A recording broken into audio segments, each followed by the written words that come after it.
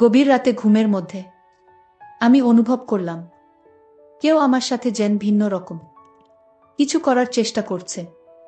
এরকম পরিস্থিতিতে হঠাৎ করে আমার ঘুম ভেঙে যায়। আমি ঘুম থেকে উঠে দেখি কাকিমা আমার সাথে কেমন জানি করছে। আমি বললাম, কাকিমা আপনি আমার সাথে কি করছেন? কাকিমা আমাকে বলল, আমি তোমার সাথে কি করছি তুমি দেখছো না? তুমি এত কথা বলতেছ কেন? আমি যা করছি তুমি আমাকে তা করতে দাও। কাকিমার ধমকে আমি খুব ভয় পেয়ে গেলাম। আমি বললাম, আচ্ছা ঠিক আছে কাকিমা, তোমার যা মন চায় তা কর। তারপর হঠাৎ করে কাকিমা যেন একটু উন্মাদ হয়ে গেল। উন্মাদ হয়ে কাকিমা এই ঝড় বৃষ্টির রাতে আমার সাথে যা করলো তা শুনলে বন্ধুরা তোমাদের মাথা গরম হয়ে যাবে। বন্ধুরা গল্পটি অনেক অনেক ইন্টারেস্টিং। আশা করি গল্পটি শুনিয়ে তোমরা অনেক মজা পাবে। বন্ধুরা তোমাদের নিকট আমার ছোট্ট একটি অনুরোধ, তোমরা দয়া করে আমার চ্যানেলটিকে সাবস্ক্রাইব করে আমাকে সাপোর্ট করবা। হ্যালো বন্ধুরা, আমি ফারদিন। এটা আমার ছদ্মনাম। বর্তমানে আমার বয়স 25। আজকে আমি তোমাদের মধ্যে যে গল্পটি বলল তখন আমার বয়স ছিল 13 কিংবা 14। আমার কাকা ছিল একজন ছোটখাটো ব্যবসায়ী। মাঝে মধ্যেই কাকা যখন ব্যবসার কাজে বিভিন্ন জায়গা চলে যেত তখন 3 দিন 4 দিন এমনকি 1 সপ্তাহ পর্যন্ত বাহিরে থাকত। যখনই কাকা বাড়িতে থাকতো না তখনই কাকিমাদের বাসায় আমাকে থাকতে হতো। কারণ এক হচ্ছে কাকিমার বিয়ে হয়েছে, মাত্র বছর 2 হয়েছে, কাকিমার এখনো কোনো সন্তানাদি হয় নাই। 2 হচ্ছে কাকিমা একলা একলা থাকতে অনেক ভয় পেত। কাকা যখন ব্যবসার কাজে বিভিন্ন জায়গায় চলে যেত বাড়িতে আসতে পারত না, তখন কাকিমা একলা একলা রাতে থাকতে পারত না, খুব ভয় পেত। আমাদের বাড়িটা খুব নির্জন ছিল। আমাদের বাড়িতে আর কোনো ছেলে মেয়ে ছিল না। আমার কাকা তো সবে মাত্র কিছুদিন হয়েছে বিয়ে করেছে, আর আমি আমার বাবার একমাত্র সন্তান। আমাদের কোনো ভাই বোন ছিল না। আমাদের বাপ চাচারা মোট 2 জন, আমার আব্বু এবং আমার কাকা। অর্থাৎ এক কথায় বলতে গেলে এই বাড়িতে 14-15 বছরের ছেলে যদি থাকে তাহলে শুধুমাত্র আমি। রাত্রে কাকিমা যখন একা একা বাসায় থাকতো তখন কাকাই আমাকে বলতো যে, তোর কাকিমা একা একা থাকলে সে অনেক ভয় পায়। বাড়িতে তো আমাদের অন্য কোনো মানুষ নাই। তুই আমাদের ভাইয়ের ছেলে হলে কি, আর আমার ছেলে হলে কি, তুই তো আমাদের একমাত্র ছেলে। তুই তো জানোস যে আমি একটা ছোটখাটো ব্যবসা করি। আমাকে মাঝে মধ্যেই ব্যবসার কাজে বাহিরে থাকতে হয়। যখন আমি বাহিরে থাকি তখন তুই আমাদের বাসায় থাকবে, কারণ তোর কাকিমা রাত্রিবেলায় একা একা থাকতে পারে না। আর তাছাড়াও তোর কাকিমা প্রেসারের রোগী। আমি যখন বাড়িতে থাকবো না তখন তুই আমাদের বাসায় গেস্ট রুমে থাকবে, আর তোর কাকিমার কাছ থেকে টাকা নিয়ে যা বাজার সদাই লাগে সবকিছু করে দেবে, আর তোর কাকিমার দেখাশোনা করবে। ঠিক আছে? আমি বললাম, ঠিক আছে কাকা, কাকিমার যা যা বাজার লাগে সবকিছু আমি করে দিব, এ নিয়ে তুমি কোনো চিন্তা করো না। তারপর থেকেই বন্ধুরা কাকা যখন বাড়িতে থাকতো না তখন কাকাদের এখানে আমাকে থাকতে হতো। কাকিমা যে রুমে থাকতো ঠিক পাশের রুমেই আমি থাকতাম। কিন্তু আমি যখনই কাকাদের রুমে যেতাম, অর্থাৎ কাকার এখানে রাতে থাকতে যেতাম, তখনই কাকিমা আমাকে ডেকে নিয়ে যেত তার রুমে এবং আমাকে নিয়ে গল্প করত, অনেকক্ষণ টিভি দেখত।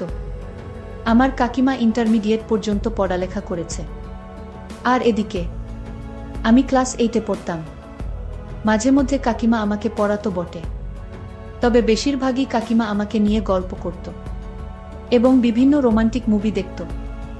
একদিন আমি কাকির এখানে থাকতে গেলে কাকিমা আমাকে বলল, বাবা ফারদিন, আজকে তুমি আমার এখানে থাকবে। বাইরে যে ঝড় বৃষ্টি আর বজ্রপাত হচ্ছে তাতে আমি খুব ভয় পাচ্ছি। আমি বললাম, কাকিমার সমস্যা কি? বাহিরে বজ্রপাত থাকলেও তো সমস্যা নাই, চতুর্দিকে তো বিল্ডিং, আপনার কোনো ভয় নাই। তারপরও কাকিমা বলল, বাবা ফারদিন, তোমাকে আমি যা বলছি তুমি তাই কর। আমার আজকে খুব একটা ভালো লাগছে না। তুমি আজকে আমার পাশে থাকবা, তা না হলে আমার খুব খারাপ লাগবে। আমি বললাম, আচ্ছা ঠিক আছে কাকিমা, তোমার যেহেতু খারাপ লাগছে তাহলে তো নিশ্চয়ই তোমার পাশে আমাকে থাকতে হবে। কিছুক্ষণ পর কাকিমা আমাকে বলল, বাবা ফারদিন, অনেকদিন ধরে তোমার সাথে আমার গল্প গুজব আড্ডাবাজি হয়নি। আজকে তোমাকে নিয়ে আমি অনেক আড্ডা দিব।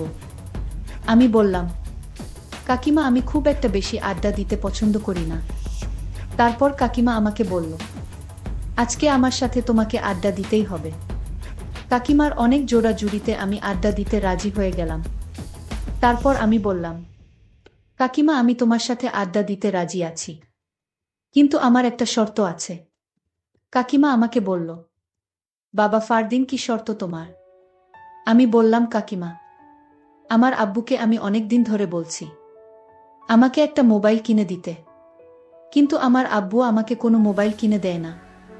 কাকিমা তোমার সাথে আমি সারা রাত ধরে আড্ডা দিব, তুমি যতক্ষণ মন চায় ততক্ষণ আড্ডা দিব, কিন্তু তোমাকে আমার একটি মোবাইল কিনে দিতে হবে।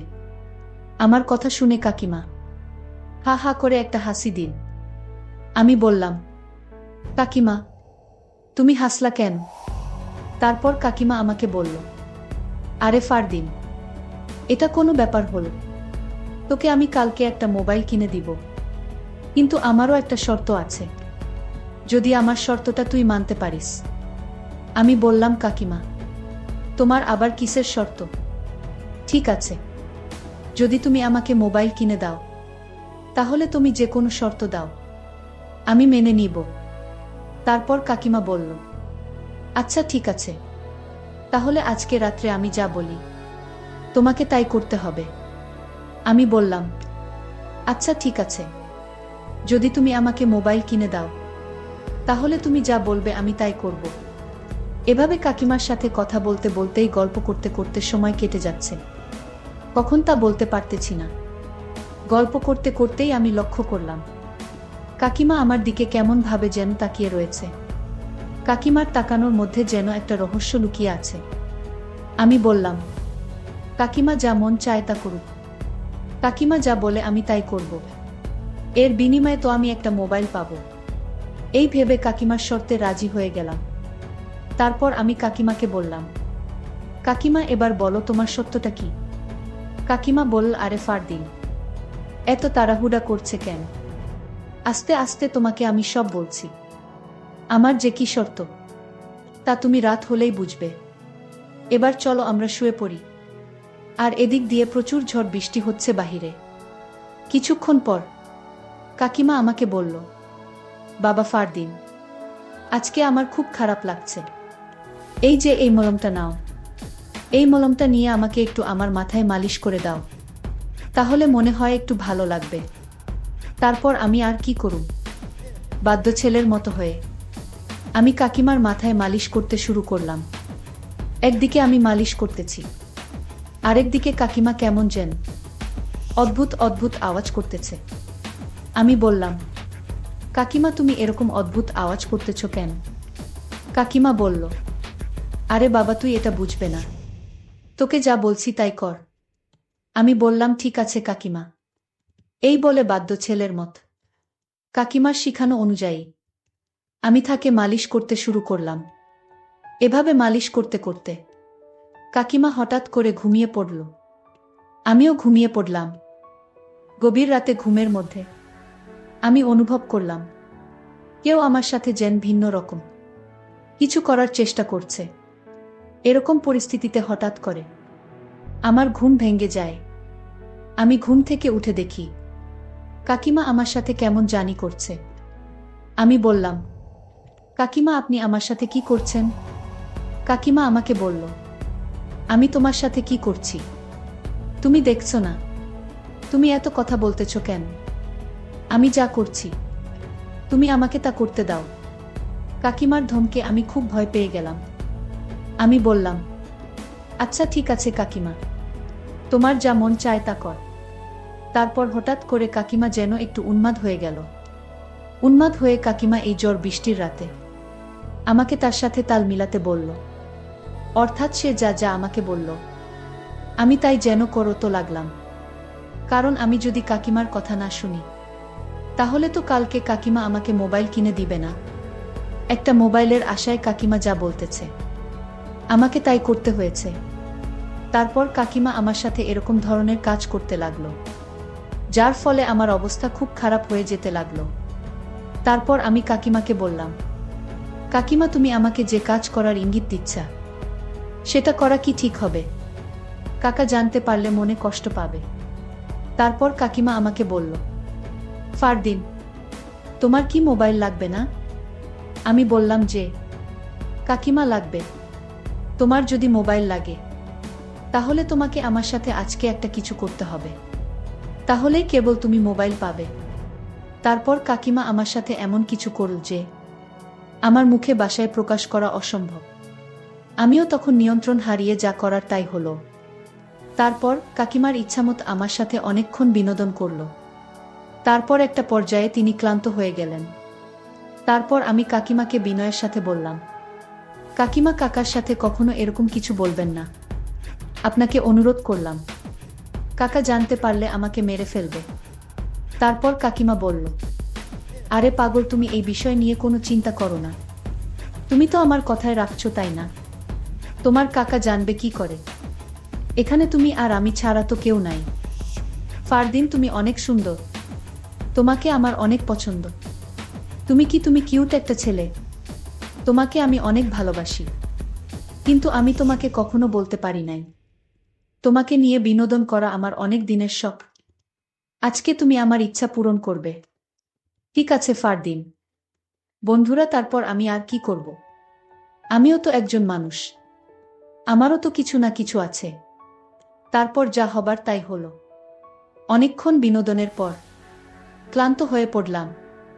বন্ধুরা, দিনটি ছিল আমার জন্য অনেক রোমান্টিক, স্মরণীয়। বন্ধুরা, আজকে এই পর্যন্তই।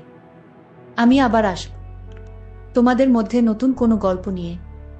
বন্ধুরা, ভিডিওটি যদি ভালো লাগে তাহলে একটি লাইক দাও। বন্ধুরা, এরকম ধরনের ইন্টারেস্টিং ভিডিও পেতে তোমরা অবশ্যই আমার চ্যানেলটিকে সাবস্ক্রাইব করে আমাকে সাপোর্ট করবা। পরিশেষে তোমাদের সকলের নেক হায়াত কামনা করি। ভিডিওটি দেখার জন্য তোমাদের সকলকে অসংখ্য ধন্যবাদ।